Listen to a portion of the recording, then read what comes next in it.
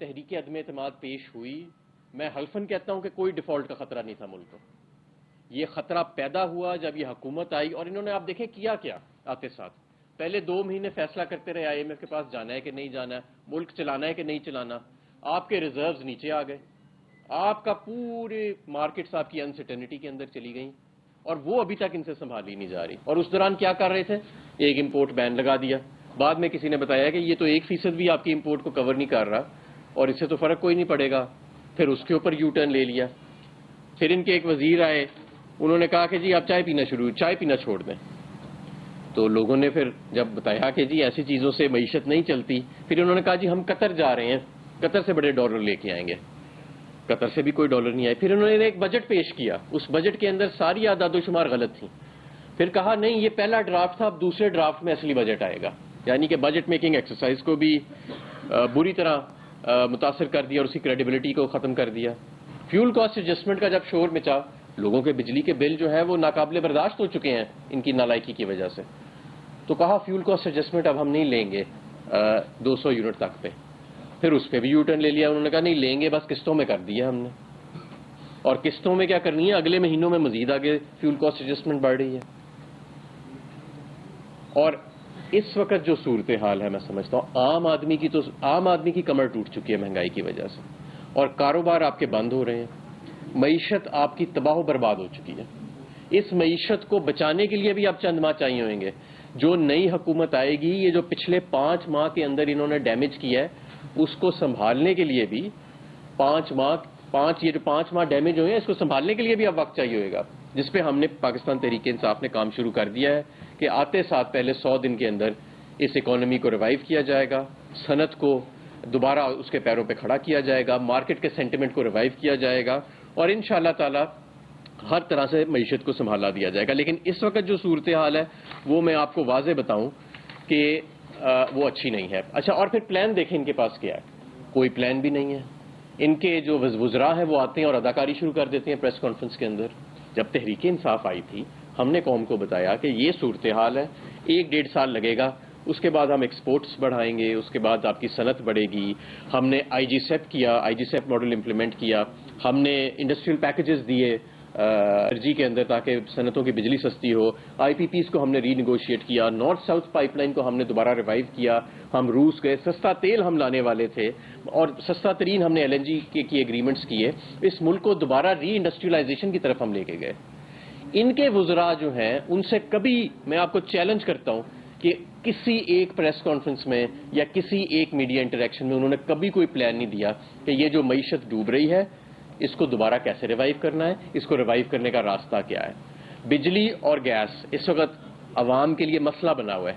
بجلی اور گیس کے وزیروں نے کبھی عوام کو یہ نہیں بتایا کہ لوڈ شیڈنگ کیسے ختم ہوئے گی. پہلے یہ آئی، انہوں نے کہا جی ہم 15 دن میں ختم کر دیں گے. وہ پرانی جو حکومت تھی اس نے 27 پاور پلانٹ مرمت نہیں کی ہے. پھر بعد میں انہیں کسی نے بتایا کہ 27 پاور پلانٹ تو حکومت پاکستان کی ملکیت میں بھی نہیں ہے. آج تک لوڈ شیڈنگ موجود ہے اور دن بدن بڑھ رہی ہے. 5 ماہ کے بعد کوئی پلان آپ کو وزارت بجلی اور پیٹرولیم سے نہیں ملے گا. 4 لوگ پیٹرولیم کی منسٹری چلا رہے ہیں، آپ کے ملک کی ایل این جی کی ریکوائرمنٹس پوری نہیں ہو رہی. ہمیں کہتے تھے نیا ایل این جی لگاؤ. ان کے دور میں جو پرانے ایل این جی پلانٹس ہیں وہ خالی پڑے ہیں، بند پڑے ہیں. ایل این جی ٹرمینلز ان یوٹیلائزڈ پڑے ہیں. بند پلانٹس کے اوپر جو ہے وہ کیپیسٹی پیمنٹس کی جا رہی ہے. اچھا، انڈسٹری اور کامرس کا وزیر کون ہے؟ 90% لوگوں کو یہ نہیں پتا کہ انڈسٹری اور کامرس کا وزیر کون ہے. انڈسٹری آپ کی تباہ ہو رہی ہے، ایکسپورٹ آپ کی نیچے جا رہی ہے. انڈسٹری کا وزیر کدھر ہے؟ کامرس کا وزیر کدھر ہے؟ ان کے نام کیا ہیں؟ یہ بھی لوگوں کو نہیں پتا. افراتفری کا آپ عالم یہ دیکھیں کہ منصوبہ بندی نہ ہونا تو ایک طرف ہے، ان لوگوں کا پتہ ہی نہیں کہ یہ کون ہے. ملک تباہ ہو رہا ہے اور یہ لوگ کدھر بیٹھے ہیں اور کیا کر رہے ہیں. اس کو ذرا کمپیئر کریں پاکستان تحریک انصاف کے دور میں، جہاں ہر وزیر، ہر مشیر، چاہے رزاق داؤد کامرس کے اندر بیٹھے تھے، چاہے انڈسٹریز کے اندر جو لوگ بیٹھے تھے، صنعت اور پاور کے بجلی اور پیٹرولیم کے اندر جو لوگ بیٹھے تھے، فائنانس میں وہ لوگ بیٹھے تھے، وہ ہر وقت نئے پیکیجز، اسٹیک ہولڈرز کے ساتھ کنسلٹیشنز، بار بار عوام کو بتاتے تھے کہ یہ ہمارا پلان ہے. اور سارے ٹارگٹس الحمدللہ اچیو کیے. بہترین ایکسپورٹ گروتھ پہ گئے. $32 ارب کی ایکسپورٹ لے کے گئے. ایل ایس ایم کو ہم 14%، 10% پہ چھوڑ کے گئے. اس کی سالانہ گروتھ کو ہم آپ کی معاشی ترقی کو 6% پہ چھوڑ کے گئے، جو اب تقریباً اس سال 0% کے قریب آنے والی ہے. ریزروز کو آپ کے ہائیسٹ لیول پہ ہم لے کے گئے. اور یہ سب کرنٹ اکاؤنٹ کو ہم سرپلس کے اندر اپنے دور کے اندر لے کے گئے. لیکن یہ ساری چیزیں، سارے ہدف جو تھے ان کو اچیو کرنے کے بعد آج آپ دیکھیں تو ان کے وزراء کے پاس کچھ کہنے کو نہیں ہے، کوئی منصوبہ بندی نہیں ہے. تو ملک ڈوبے گا نہیں تو کیا ہوگا؟ تو میرا یہ سوال ہے لوگوں سے کہ ان کو ہم نے کتنی دیر برداشت کرنا ہے؟ کیا ہم اپنی معیشت، ہماری معیشت بھی نیشنل سیکیورٹی سے جڑی ہوئی ہے. یہ کوئی نہ سمجھے کہ ہماری معیشت جو ہے اس کا نیشنل سیکیورٹی سے کوئی تعلق نہیں ہے. اگر ہماری معیشت نیچے جاتی ہے تو ہماری نیشنل سیکیورٹی کو بھی نقصان پہنچتا ہے. دوسرے ملک جو ہے وہ پیسے دینے کی بدلے میں آپ سے ایسی شرائط تسلیم کرا سکتے ہیں جو ہمارے لیے ناقابل قبول ہوں. تو اس لیے میں سمجھتا ہوں کہ اس حکومت کا اب جانا ناگزیر ہو چکا ہے. الیکشنز واحد حل ہے. وائی؟ کیوں الیکشنز واحد حل ہے معیشت کے لیے؟ سینٹیمنٹ ٹرن ہوئے گا. اس وقت مارکیٹ کو اس حکومت پہ کوئی کانفیڈنس نہیں ہے. آئی ایم ایف خود کہہ رہا ہے کہ یہ کمزور حکومت ہے.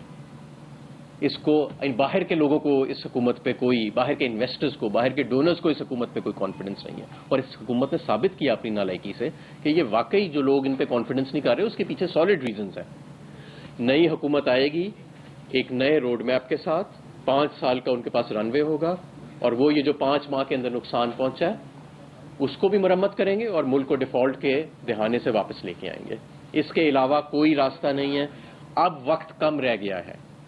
اگر آئی ایم ایف کے معاہدے کے بعد بھی آپ کا روپیہ 15 روپے صرف 2-3 ہفتے کے اندر ڈی ویلیو ہو گیا ہے اور آپ کا انٹرنیشنل بانڈ جو ہے وہ آدھی قیمت پہ اور دن بہ دن نیچے جا رہے ہیں، تو اس کا مطلب یہ ہے کہ کوئی ہمیں فنڈامنٹل چینجز کرنے پڑیں گے. اس حکومت کو چلانے کی ضد کو چھوڑنا پڑے گا.